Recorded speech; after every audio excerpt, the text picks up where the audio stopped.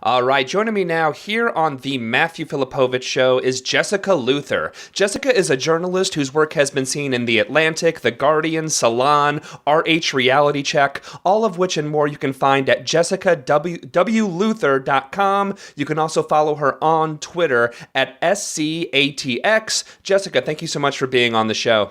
Thank you for having me.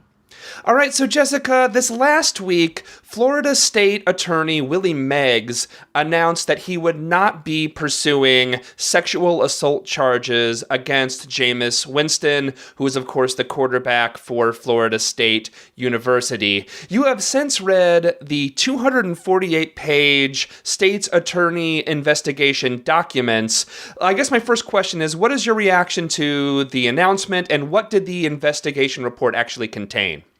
My initial reaction was that what Meg said was exactly what I assumed he would, that he would sort of take a middle ground of not saying anything definitively about Winston's innocence. So it's definitely we don't have enough evidence to prosecute position. And when he was asked outright about whether or not this exonerated Winston, he said that he would let the facts stand for themselves. And the facts turned out to be this 248-page report that was released late last week.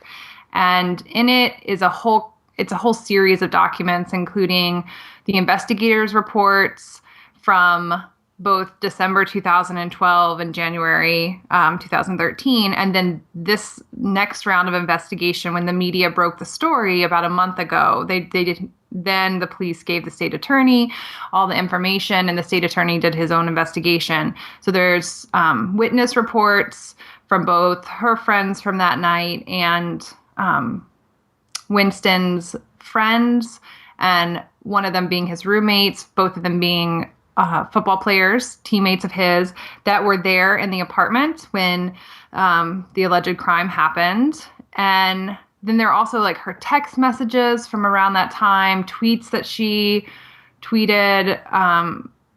Those don't have dates on them, but I assume that they're close to that time. And then it also has all of her rape kit information. So it's a hard document to read. Yeah. It's, from what I gather, and I'm not any kind of expert on reading these kinds of documents.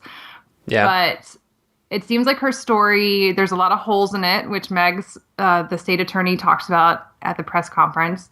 That's true. She definitely has a hard time remembering a lot of things, but her story remains pretty consistent because they actually re-interviewed her in last month, and everything basically was the same as what she said originally. And she didn't remember some things that ended up matching up. She knew that, she didn't know who Winston was. It took her a month to identify him. It says in the documents that she was able to finally identify him in January because they had a class together. Mm-hmm. So she saw him on campus and then realized who he was.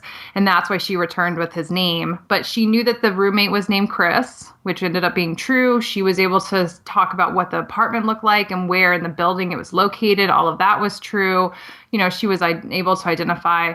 He dropped her off from his scooter afterwards, like at this intersection, and she had to walk back, and she knew that he had this scooter.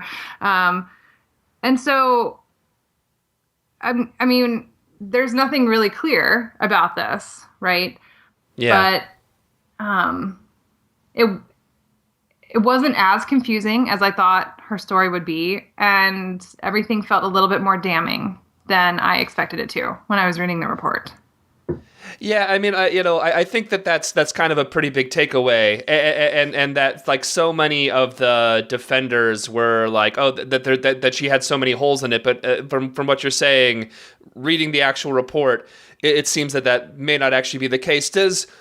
I guess it kind of brings to the question now is, do you think that Meggs is dropping the ball as far as actually evidence of actually kind of proceeding with the prosecution? I mean, you're not a lawyer, I'm not a lawyer, but like reading through this, do you think that there's enough? Well, I think as far as prosecuting the crime, he's probably right that it would be really hard. It's hard always to prosecute a rape So the fact Yeah. that he has these two witnesses who say that everything appeared consensual, um, the roommate heard her laughing or talking friendly with him when they were leaving. They directly contradict her version of events. So that alone is difficult. But of course, those two witness statements weren't taken until like a month ago. So that's, difficult. And the police definitely did not do a good job. So one of the things was that she left the club in a cab with three men. And she remembers that, but she has a hard time sort of saying who they were and who was sitting next to her. But she does remember that one of them paid with a credit card and they used their FSU ID to get a discount. And so no one followed up on that until this month.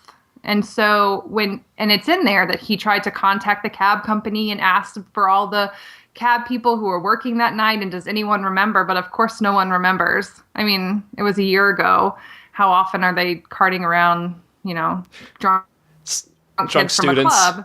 Yeah. So how are they going to place that? And then the other thing is that they were at a bar called Potbelly's and they went to ask about their video equipment and Potbelly said, yeah, we have cameras in the club, but every 30 days they recycle. So that video was lost completely. Let's discuss a little bit because that is one aspect of this case, which again, that's not an uncommon when it comes to sexual assault, especially when we're dealing with athletes. But overall, sexual assault is how horrible of a job the police did on this, and how unbelievably abhorrent their actions towards the alleged victim were. Yeah, I mean.